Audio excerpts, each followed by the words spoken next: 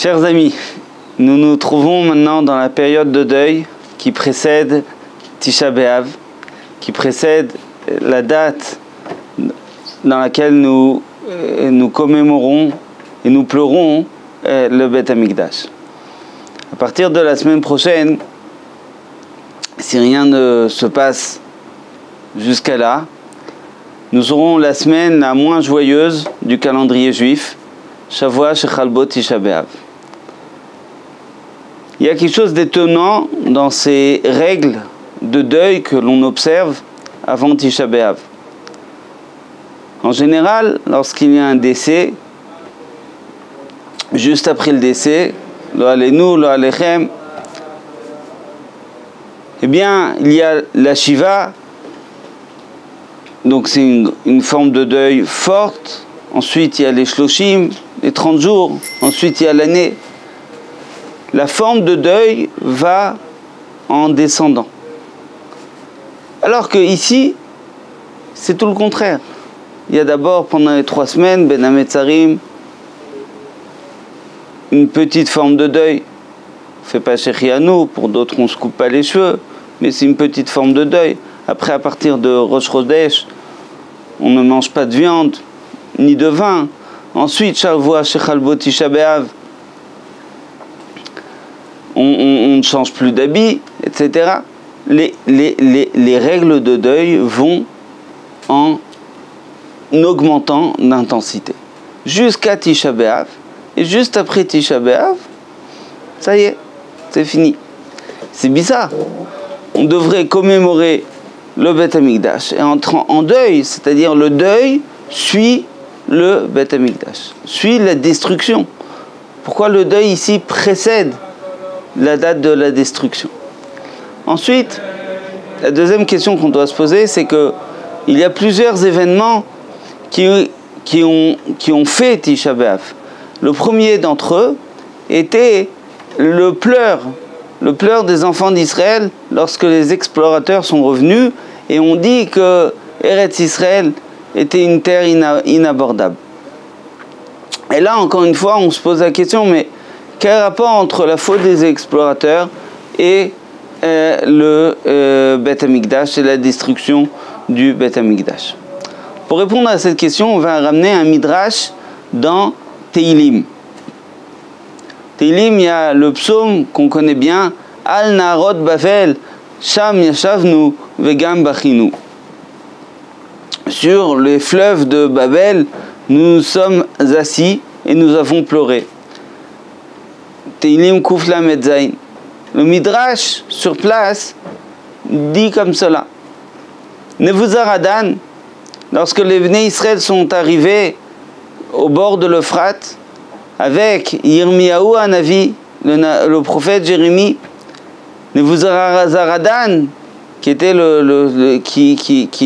qui a organisé l'exil des enfants d'Israël, dit à Yirmiyahu, si tu veux, tu vas en Bavel, mais si tu veux, tu peux retourner en Eretz Israël.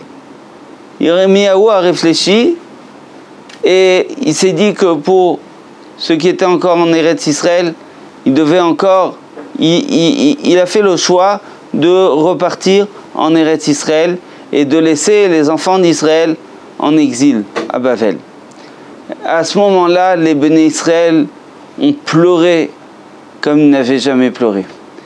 Et là, Yirmiyahu Hanavi, en les voyant pleurer, leur dit, si vous aviez pleuré une seule fois comme cela, lorsque vous étiez en Eretz Israël avec le Beth Amikdash, vous n'auriez pas été exilés.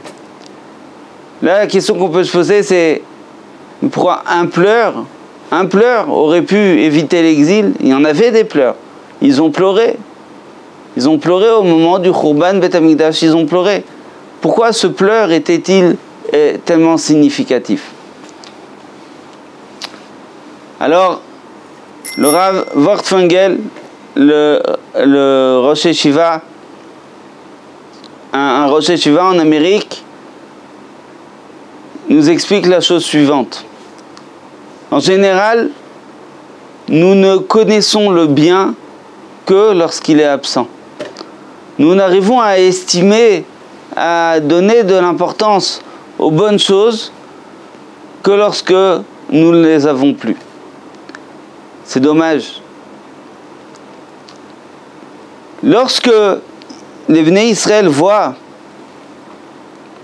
Yirmiyahu qui part, eh bien,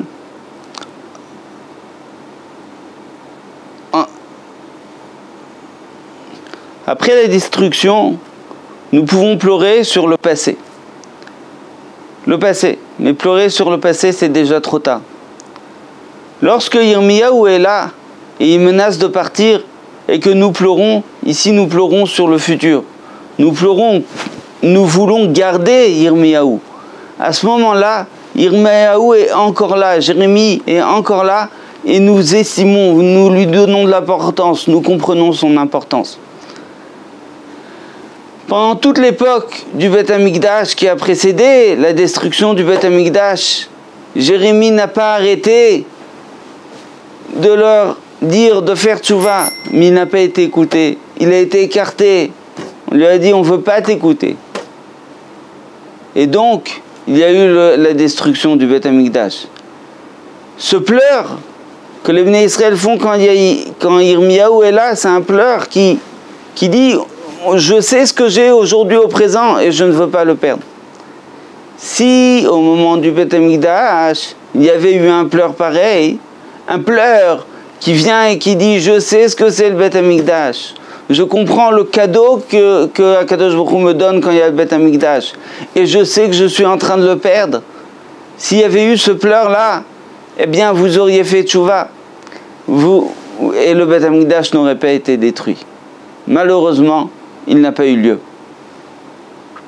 Donc, le pleur qu'on veut, le pleur intelligent, le pleur qu'Akadosh Baruch Hu veut, c'est un pleur sur le futur. Un pleur qui imagine déjà aujourd'hui au présent ce que je ne veux pas perdre. Pas un pleur sur le passé.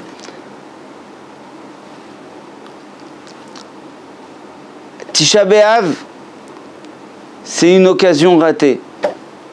Le Rav Mintzberg nous explique que Tisha B'Av aurait dû être un jour de fête. Il sera Bezrat Hashem un jour de fête, encore cette année. Je le souhaite très fort. Tisha B'Av aurait dû être un jour de fête parce que ça aurait dû être le jour où les enfants d'Israël rentrent en Israël. Mais les explorateurs ont gâché l'événement avec leur médisance et avec les pleurs. Tous les ans, à Tisha B'Av, cette force, cette volonté d'Akadosh Baruch Hu de nous sauver, elle revient, de nous faire rentrer en Eretz Israël, elle revient. C'est pas pour rien qu'on dit que le Mashiach est né à Tisha B'Av. Tisha B'Av, donc, nous avons tous les ans une occasion d'avoir la reconstruction. On dit que chaque génération pendant laquelle le Beth Amikdash n'a pas été reconstruit, c'est comme s'il avait été détruit pendant cette génération. Donc là aussi, nous avons le devoir de voir et de faire en sorte que ce Tisha B'Av soit un jour de fête. Que diriez-vous de ne pas jeûner cette année? Que direz-vous de faire la fête au Beth Amikdash cette année à Tisha B'Av? C'est possible. Mais pour cela, il faut que notre période de deuil soit là. C'est une période où le pleur, ce n'est pas une pleur sur le passé. C'est un pleur dans lequel on réfléchit sur le sens du Beth Amikdash. C'est très dur. On est prêt à pleurer sur nos soucis présents. Mais sur le sens du Beth Amikdash, c'est très difficile. Mais il faut se représenter le Beth Amikdash, ce qu'il y avait avec les korbanot, le bien, et transformer ce pleur vers un pleur du futur, vers un pleur qui dit nous n'acceptons pas notre situation.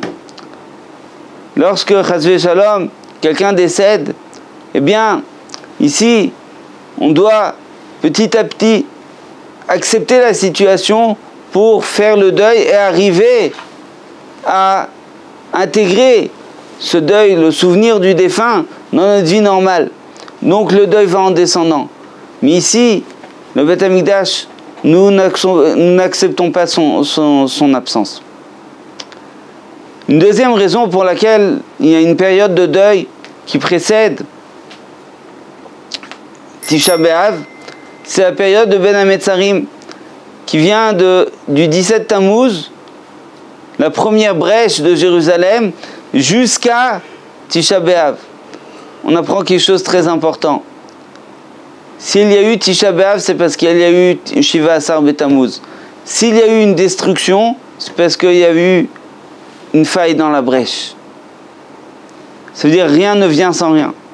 Et donc, ici, nos maîtres nous disent, si vous voulez reconstruire le Beth Amikdash, regardez quelques semaines avant, regardez quelques années avant, regardez les brèches, regardez les petites choses qui ont fait qu'il y a une destruction. Chers amis, si nous voulons adapter cet enseignement chez nous à la maison, eh bien, ça nous arrive à tous de pleurer, chez certains plus souvent que d'autres, mais de pleurer, d'être déçus. Eh bien, il faut savoir que le pleur intelligent, c'est le pleur sur le futur. C'est le pleur qui vient et qui dit, qui sait apprécier aujourd'hui, même si on passe une période difficile, le pleur qui sait apprécier la beauté de vivre en famille, la beauté de vivre en couple.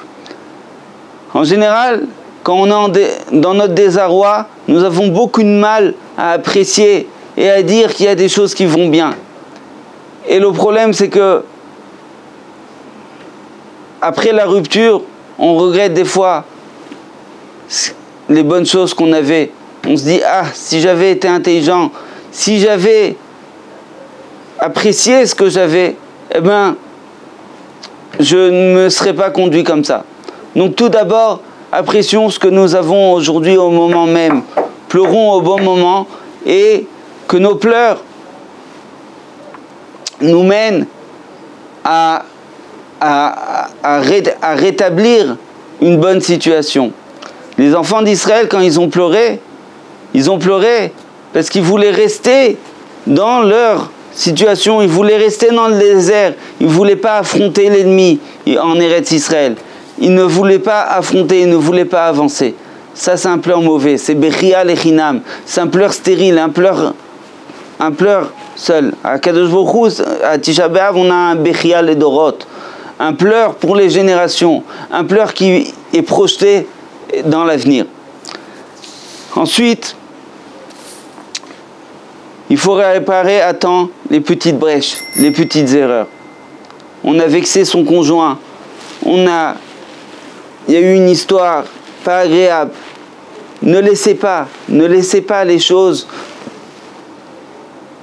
comme cela sans les réparer. Il ne faut pas qu'il y ait... Parce que petit à petit, les petites choses s'engrangent et ça devient des grandes choses et après c'est très difficile. Troisième chose, si vous voyez des signes, dernière chose, si vous voyez des signes, des choses qui ne vont pas bien, comme par exemple, vous avez une communication mauvaise, vous n'arrivez jamais à vous comprendre, vous sentez de l'humiliation, si toutes vos disputes arrivent toujours au même endroit, sans issue, vous vous disputez toujours sur les mêmes choses, une toute petite chose provoque une énorme dispute.